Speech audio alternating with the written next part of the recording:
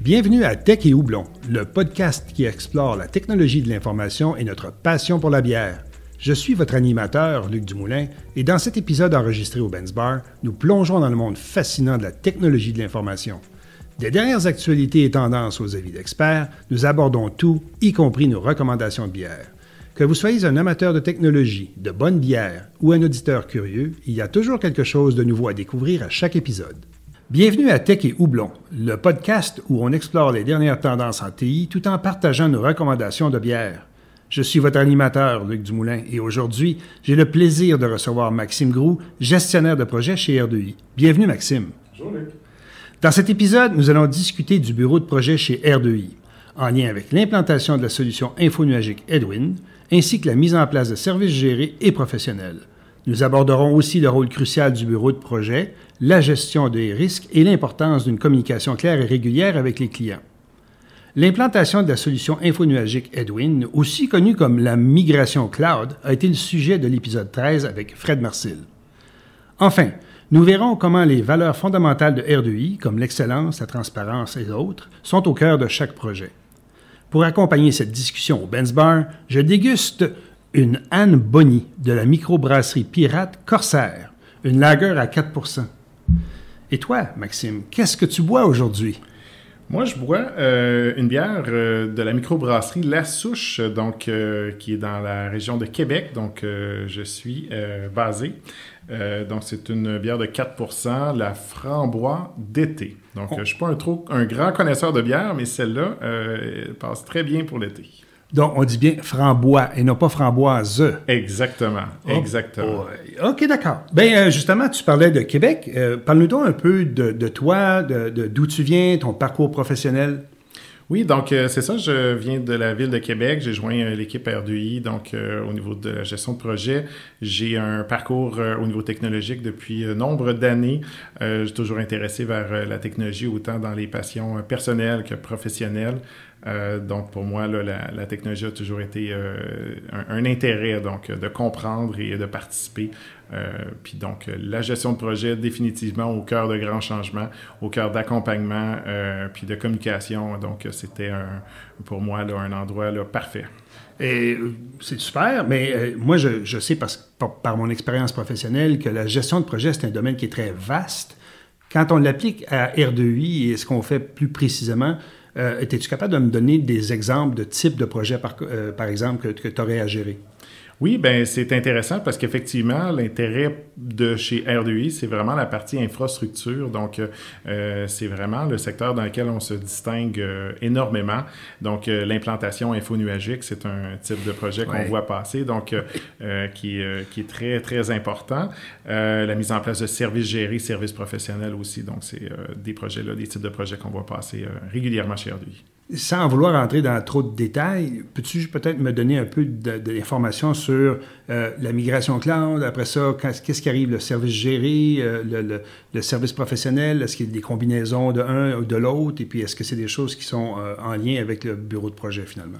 Effectivement, tout est possible dans les services qu'on offre. Donc, un peut être aussi bien accompagné que l'autre. Donc, l'offre d'infonuagique d'infrastructure nécessite soit une autonomie de la part du client, soit d'ajouter des services gérés, donc qui vont permettre de pouvoir planifier là, des tâches qui vont être exécutées par nos spécialistes, ou également des services professionnels. On a la chance d'avoir des spécialistes qui sont reconnus, même au sein de projets. On peut partir un projet avec une base d'une simple migration, avec un client qui a des bonnes connaissances, une belle autonomie, découvre notre équipe, est intéressé au travers de la vision de notre équipe et décide d'ajouter un peu plus de services pour permettre de continuer à croître et d'avancer au niveau de la technologie. Là. Donc, on touche vraiment à tout au niveau du bureau de projet.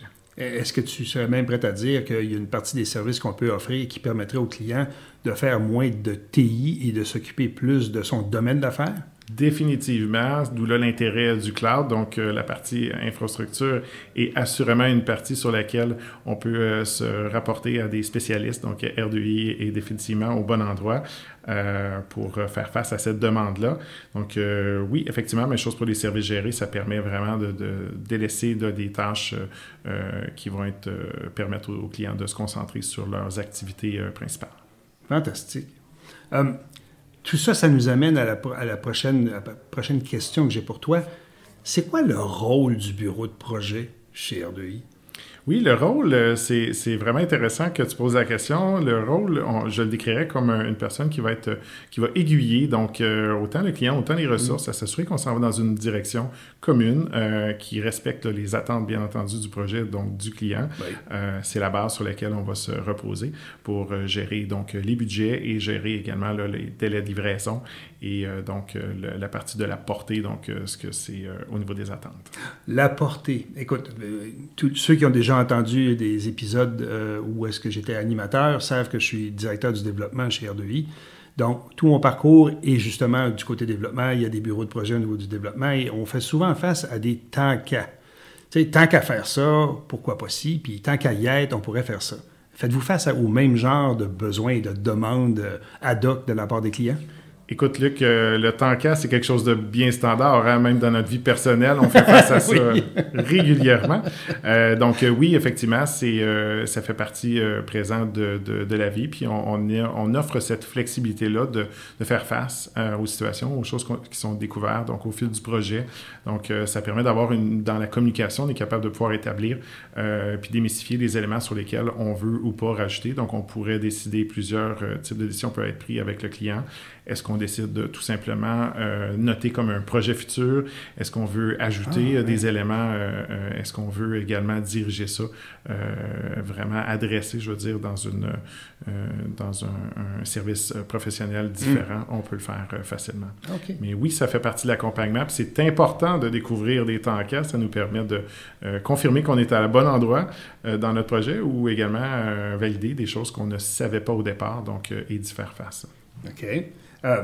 Moi, je sais qu'à toutes les fois qu'on parlait de temps qu'à, les gestionnaires de projet nous disaient toujours « Oui, mais l'impact sur le budget, l'impact sur la portée, l'impact sur... » Il y a plusieurs facteurs qu'un temps qu'à peut venir jouer avec puis faire, à la limite, dérailler un projet, s'il y a trop de temps qu'à, évidemment. C'est quoi les contrôles puis les piliers sur lesquels vous basez pour faire le suivi de projet au niveau infrastructure, par exemple? Oui, bien effectivement, les temps qu'à, premièrement, c'est sûr que le volet de travailler en équipe, c'est-à-dire que autant au niveau des préventes, autant au niveau des architectes de solutions, autant au niveau des bureaux de projet et de la réalisation et le client, la communication, donc, va permettre de pouvoir établir vraiment si on parle d'un élément qu'on doit ajouter ou qui est important ou à considérer. Mm-hmm. Donc, ça, c'est la premier élément. Puis, comme mentionné, bien, le projet, c'est sûr qu'il va se rapporter sur les piliers importants. Donc, la portée, c'est un des éléments sur lesquels on veut se diriger. Absolument. Si on ajoute à la portée, on risque d'impacter, donc, à d'autres niveaux. Donc, c'est sûr que le délai en est un et également le budget. Donc, le but, c'est de trouver l'équilibre. C'est mon rôle de m'assurer au sein du bureau de projet qu'on puisse respecter vraiment les décisions et les impacts qu'elles vont avoir, donc en fonction des attentes qu'on veut avoir. Donc, en technologie, c'est encore plus important de bien comprendre quels sont les enjeux dans lesquels on fait face. Et j'ajouterais même à ça la gestion de risque aussi, puisque les temps qu'à peuvent être malheureusement découverts dans certaines technologies ou certaines compatibilités. Donc, il y a différents types de risques qui pourraient s'ajouter. Donc, ça également, on y fait face donc, dans une communication, dans une documentation pour être certain que les bonnes décisions puissent être prises de façon éclairée. C'est très intéressant, Maxime. Quelles sont les différentes étapes auxquelles un client doit s'attendre lors de la livraison d'un projet? Les différentes étapes vont débuter vraiment au lancement du projet. Donc, on va avoir une rencontre de lancement de projet qu'on va s'assurer de bien résumer la structure de la réalisation du projet, donc les livrables sur lesquels on va s'entendre, la réalisation au niveau des dates. On va regarder donc les détails, les points importants. S'il y a des risques ou des enjeux qui ont déjà été identifiés, vont être soulevés. Puis ça donne la chance, durant cette étape-là de préparation puis de lancement de projet, de pouvoir présenter les ressources qui vont être dédiées au niveau de la réalisation du projet, connaître les parties prenantes au niveau du client également, qui sont les personnes impliquées directement ou indirectement. Donc, on va pouvoir, durant cette étape-là, pouvoir lancer par la suite l'exécution, donc l'exécution du projet qui va être selon le type de projet en différentes étapes. Puis par la suite, bien, on a le lancement, si on parle, exemple, entre autres, d'une offre Edwin ou donc, on va avoir le lancement qui va être l'étape cruciales sur lesquelles on va avoir à réaliser. Et par la suite, donc, on a les revues de projet sur lesquelles on va pouvoir regarder également s'il y a des leçons apprises, le client, s'il y a des questions, particularités, et le transfert aux opérations qui va pouvoir suivre selon le type de projet. On peut avoir également là, du service géré ou d'autres types de services qui vont suivre. Et je ne peux pas faire autrement que d'amener l'autre aspect dont on parle beaucoup chez R2I parce que c'est unique à notre offre de service, tout l'aspect ISO. Quel genre d'impact ça peut avoir avec le bureau de projet ou quel genre d'impact le bureau de projet peut avoir sur nos certifications ISO? Bien, il y en a plusieurs, effectivement. Ces certifications-là sont bien importantes. Une, principalement, sur laquelle on touche plus au niveau du bureau de projet, c'est ISO 9001. Donc, effectivement, c'est donc la documentation, les éléments de structure du projet vont être basés vraiment sur les attentes du client. Donc, c'est pour ça que tous les mécanismes en place de communication vont vraiment être orientés pour s'assurer qu'on livre bien ce que l'on avait avisé que nous allions livrer, et donc par le fait même que le client puisse savoir ce dont il s'attendait d'avoir. Donc, en gros, c'est vraiment une structure super intéressante là, pour nous au niveau du bureau de projet, une structure qui apporte beaucoup de solidité au niveau du projet. Fantastique. Écoute, chez R2I, on a quelque chose de particulier qu'on met de l'avant et qu'on répète régulièrement, que ce soit à nos clients ou même ici à l'interne avec les ressources. On parle des valeurs d'R2I. Et je sais que c'est quelque chose qui est cher pour toi parce que tu m'en as déjà parlé en privé. Comment les valeurs d'R2I vont s'ancrer avec les bureaux de projet. J'aimerais que tu m'en parles un petit peu. Les valeurs, c'est quelque chose d'important pour moi. On peut penser aux valeurs familiales ou des valeurs dans lesquelles qu'on a été éduqué ou qu'on tente d'éduquer nos enfants. Oui. Mais pour une entreprise, pour moi, c'était vraiment quelque chose d'important. Donc, chez R2I, j'ai trouvé dès le premier jour que ces valeurs-là étaient finalement bien ancrées à différents niveaux chez R2I, au niveau des employés. Et même, je dirais, au niveau des clients, on a la chance d'avoir des clients extraordinaires. Donc, c'est super le fun de pouvoir travailler et ça se ressent également. Donc, l'application de ces valeurs-là, c'est l'impact, c'est le fruit du succès là, de ces valeurs-là. Je vais me permettre de les renommer parce que c'est quelque chose qu'on connaît maintenant par cœur, mais l'excellence puis le plaisir, jamais laisser tomber un client / collègue / personne. C'est vrai. C'est quelque chose d'important qui s'applique très bien dans la vie personnelle aussi. Oui. La transparence, l'écoute, l'imputabilité, c'est des éléments qui sont nécessaires pour le succès d'un projet. Donc, pour moi, ça avait d'autant plus tout son sens.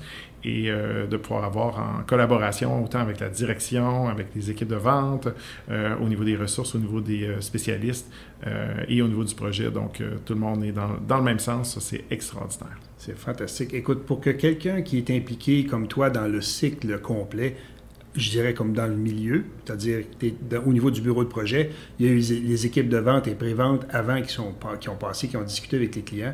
Pour que tu puisses encore dire que les clients sont fantastiques, c'est probablement parce que les équipes qui sont passées avant ont appliqué les mêmes valeurs, ce qui fait en sorte que le client n'est pas déçu quand il passe d'une équipe à l'autre et dans la continuité de la livraison de son projet. Et effectivement, c'est ce qui raccorde finalement là, l'ensemble de la chaîne, d'avoir là, le même traitement VIP pour l'ensemble des clients. Donc oui, effectivement, ça se ressent du début à la fin. Écoute, moi je te dirais ceci, mon cher Maxime, tu peux prendre une bonne gorgée de franc-bois parce que ça conclut notre épisode de Tech et Houblon pour aujourd'hui. Merci de ta participation pour cette conversation enrichissante. On se retrouve le mois prochain pour un nouvel épisode. Alors, restez à l'écoute et à bientôt.